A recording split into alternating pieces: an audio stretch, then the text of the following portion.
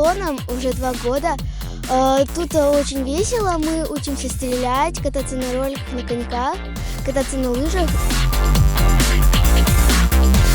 Мы ездим на соревнования в разные города. Мы стреляем из настоящих пневматических винтовок, потом настоящих и лазерных винтовок. Лазерные винтовки, они самые безопасные, потому что у них нету пулек, просто как телевизор включает, да, вот, лазер просто.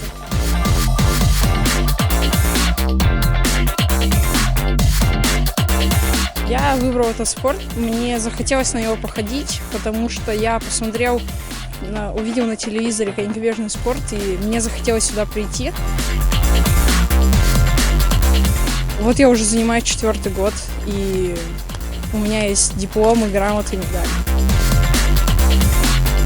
Мой тренер, Зубарев Николай Георгиевич, он заслуженный тренер. Он выучил участников Олимпийских игр.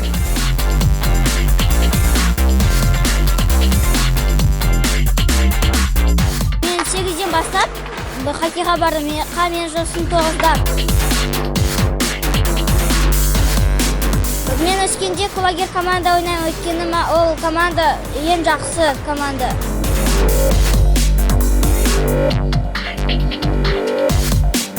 Тренировки проходят на базе стадионе Карасай, также дворца Винокурова, поселок Кабарки.